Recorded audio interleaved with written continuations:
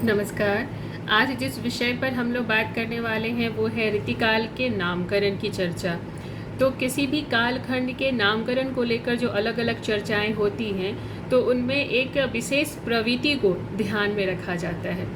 रीतिकाल के नामकरण के संबंध में कई विचार हमारे सामने आते हैं, जिनमें कुछ प्रमुख विचारों की लेकर के हम यहाँ पर बातचीत रखेंगे। सबसे पहले बात करते हैं मिश्र बंधुओं की। मिश्र बंधु जो हैं उन्होंने लिखा मिश्र बंधु विनोद। यह जो कृति है इसमें हिंदी साहित्य के इतिहास के इस कालखंड को उन लोगों ने अलंकृत काल नाम दिया। अलंकृत काल नाम देने के पीछे उनका आशय था कि इस युग में कविताएं जो हैं उसमें अलंकार की प्रधानता है। उन्होंने यह नाम इसलिए दिया, उनका तर्क था यहाँ कि अलंकारों की प्रधानता के कारण इस कालखंड को हम लोग अलंकृत काल कह सकते हैं।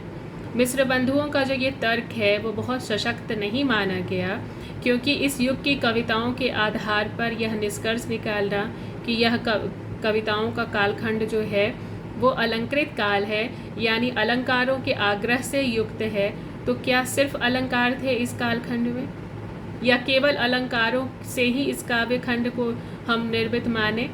और जो रसानुभूति की दृष्टि से इस काल की जो कविताएं हैं वो अन्य कालखंडों की कविताओं से किसी मामले में कम नहीं हैं, तब हम उनको सिर्फ और सिर्फ अलंकार के आधार पर श्रेष्ठ कैसे मान सकते हैं?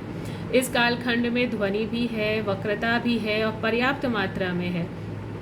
तो सिर्फ अलंकारों का आग्रह जो है वो इतना समीचीन प्रतीत नहीं होता कि इस युग का नामकरण इस आधार पर कर दिया जाए। दूसरी बात यह है कि इस काल से पहले या इस कालखंड के बाद भी अलंकृत कविताएं तो हर दौर में हैं, तो उनका नामकरण क्या अलंकारों के आधार पर हम सोच सकते हैं? इसलिए मिश्र बंधुओं ने जिस प्रवृत्ति का अभियान करके इस काल को अलंकृत काल कहा है वह एकांगी है और अपूर्ण है। डॉक्टर रमाशंकर शुक्ल रसाल इसके बाद दूसरा नाम है डॉक्टर रमाशंकर शुक्ल रसाल, जिन्होंने रीतिकाल को कलाकाल कहा है। डॉक्टर रमाशंकर शुक्ल रसाल ने रीतिकाल का नाम कलाकाल माना है, और कलाकाल से तात्पर्य उनका है उस काल से है। उन्होंने कहना चाहा है जिसमें हिंदी क्षेत्र में काव्य को कलापूर्ण किया गया। उनका कहना है कि रीतिकाल काव्य धारा जो है इस समय में काव्यों को कलापूर्ण किया गया, अर्थात उसमें काव्य के चमत्कृत और चातुर्यपूर्ण जो गुण थे उनको ध्यान में रखकर रचनाएं की गई। साथ ही कला के नियम से संबंध रखने वाले रीति और लक्षण ग्रंथों की रचना की गई। तो इस नामकरण को देने के पीछे रीतिकाल काव्य के बाह्य पक्ष पर तो प्रकाश पड़ता है, पर उसकी एक बड़ी विशेषता जो है वो श्रृंगारिकता है, जिसकी उपेक्षा हो जाती है।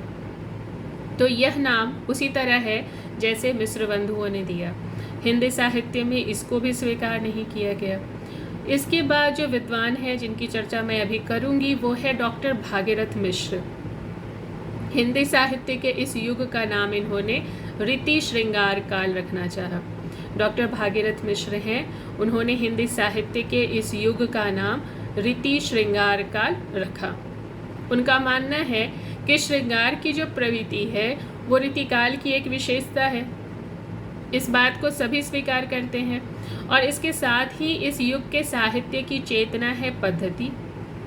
तो पद्धति परकता जो है, पैटर्न जिसको कहते हैं कि काव्य का एक पैटर्न है, रचना करने की पद्धति परकता से अलग भी कुछ कवि थे। तो उनका रीतिकाल में घनानंद हैं, बोधा हैं, आलम हैं, ठाकुर हैं, इन सब की कविता को उस रीतिकाल पद्धति से अलग कर पाते हैं लोग। तो बिहारी घनानंद पद्धति में एक जैसे नहीं है। अतः रीति श्रृंगार नामकरण की बात भी विद्वानों को उसी तरह स्वीकार्य नहीं है जैसे कलाकाल नाम नहीं स्वीकार्य हैं और अलंकार काल नहीं स्वीकार्य हैं। उसके बाद अगला जो हम लोग नाम का यहाँ पर नाम की बात करेंगे वह है पंडित विश्वनाथ प्रसाद मिश्र का नाम दिया हुआ श्रृंगार काल। पंडित विश्वनाथ प्रसाद मिश्र ने श्रृंगार काल के नाम से इस कालखंड को संबोधित किया है। पंडित विश्वनाथ प्रसाद मिश्र ने श्रृंगार काल के नाम से इस कालखंड को अभिहित किया है। उनकी मान्यता थी कि इस युग की एक बड़ी प्रवृत्ति जो है वो श्रृंगार की है, इसलिए इस युग को श्रृंगार काल के नाम से पुकारा जाना चाहिए। श्रृंगार काल की मीमांसा करने पर यह सिद्ध होता है कि यह नाम भी उपयुक्त नहीं है। पंडित मिश्र ने यह देखकर इस काल का नाम श्रृंगार काल कर दिया था, क्योंकि इस काल की कविता में श्रृंगार की प्रवृत्ति बहुत अधिक है।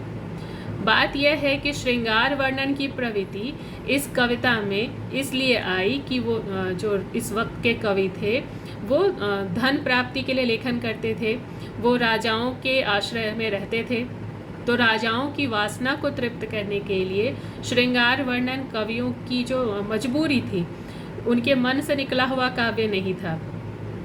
तो यहाँ पर एक पंक्ति भी है भिखारी जी की, वो कहते हैं कि आगे के कवित ही तो कविताई, न तो राधिका कन्हाई सुमिरन को बहानो है। तो इस काल में कुछ ऐसे भी कवि हुए हैं जिन्होंने श्रृंगार को प्रमुखता नहीं दी थी।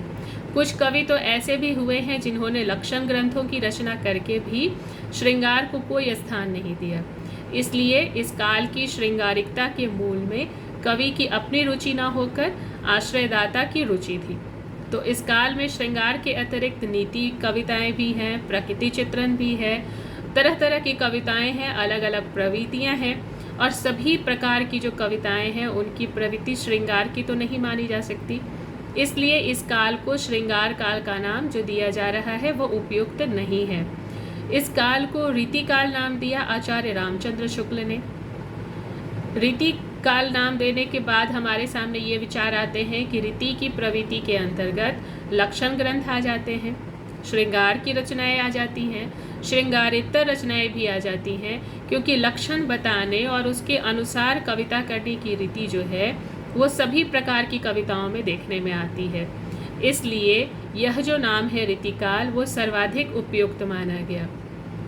तो हिंदी साहित्य के लगभग सभी विद्वान, आलोचक, साहित्य इतिहास लेखक इस बात को स्वीकार करते हैं कि इस काल का जो नाम है वो रीतिकाल ही सर्वाधिक उचित है, क्योंकि इसमें तत्कालीन कवियों की रचना, काव्य रचना पद्धति, काव्य शिक्षा दोनों ही बातें आ जाती हैं। तो रीतिकाल का नामकरण करने के पश्चात एक बात जो इसमें आती है कि रीतिकाल नामकरण जो आचार्य रामचंद्र शुक्ल ने दिया, ये सर्वाधिक उपयुक्त नाम है। धन्यवाद।